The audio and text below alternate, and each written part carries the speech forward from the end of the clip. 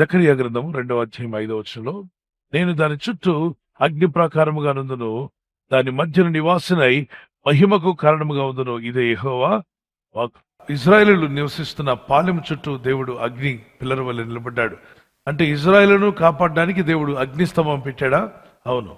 మరి పగటి వేళ మేఘస్తంభం, అంటే రాత్రి అగ్నిస్తంభం గాను పగటి వేళ మేఘస్తంభం గాను వారికి తోడుగా ఉండి నడిపించిన దేవుడే ఈ అంత్య దినాల్లో మనలను కూడా నడిపిస్తున్నాడు.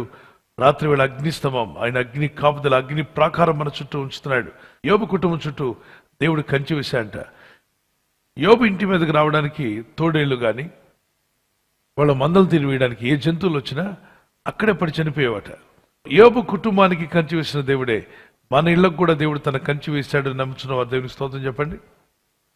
మందిరాల్లో ఆరాధన జరుగుతుంటే ఇలా ఉంటుందట. మందిరాల్లో ఆరాధన జరుగుతుంటే అగ్ని మండుతూ ఉంటుంది, ఆ పక్కన దురాత్మలన్నీ బయటకు దూరంగా నిలబడి ఉంటాయి. అందుకే మీ సంఘాల్లో దేవుని ఆరాధన, ప్రార్థన ఆత్మ, ప్రార్థించేవారుగా, మొరపెట్టేవారుగా, దేవుని దగ్గర ఆరాధించి ఆయన కృపను పొందేవారుగా మనం జీవించాలి. ఎప్పుడైతే మనం ప్రార్థన చేస్తుంటామో చీకటి శక్తులు, దురాత్మలు మన పరిసరాలకు రావాలన్నా కూడా వాటికి పర్మిషన్ ఉండదు. ఆ అగ్ని కంచె మండుతూ ఉంటుంది. మీ ఇంటి చుట్టూ అలా అగ్ని ఉంటే ఎలా ఉంటుంది చెప్పండి?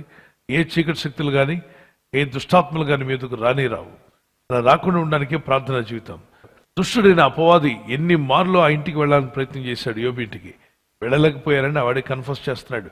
నేను ఆ ఇంట్లోకి వెళ్ళలేకపోయాను, నువ్వు కంచి వేస్తావు కదా అంటే ప్రతి ఇంటికి రావాలని చూస్తున్నాడా? మీ ఇంటికి రావాలని ఎన్నోసార్లు ప్రయత్నం చేశాడు, మా ఇంటికి రావాలని ప్రయత్నం చేశాడు. కానీ ఎవరు ఆపాడు సాతాన్ని? ఎవరు ఆపారు అంటే దేవుని అగ్ని కంచె. అవునన్న వారు దేవునికి స్తోత్రం చెప్పండి. Yes, may the Lord continue to protect you. నేను దాని చుట్టూ అగ్ని ప్రకారముగా ఉందును, దాని మధ్యన నివాసునై మహిమకు కారణముగా ఉందును.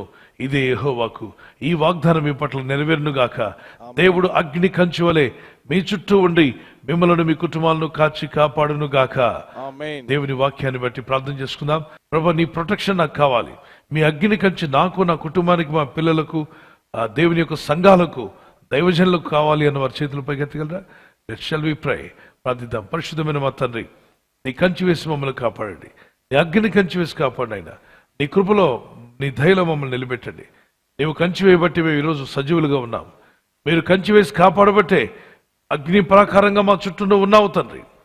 ఇజ్రాయేలు చుట్టూ అగ్ని ప్రకారంగా ఉన్నట్టుగా రాత్రి అగ్నిస్తంభంలోను, పగటి వేళ మేఘస్తంభం నుండి వారిని కాపాడిన మా తండ్రి.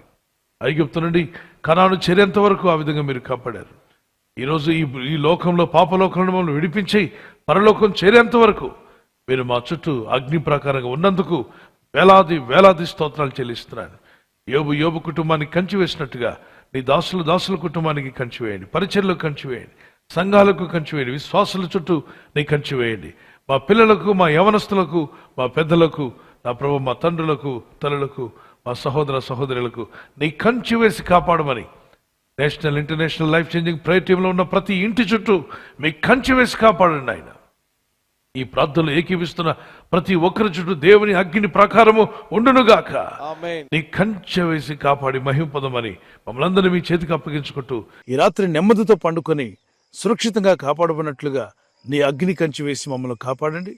మీ చిత్తములో కొనసాగే కృప అందరికీ దయచేయమని యేసుక్రీస్తు ప్రశస్త నామములో వీరందరికీ చక్కని నిద్ర దయచేసి తెల్లవారు లేచి కృపను మాకిమ్మని క్రీస్తు నామములో అడిగి వేడుకుంటున్నామా పరలోకపు తండ్రి.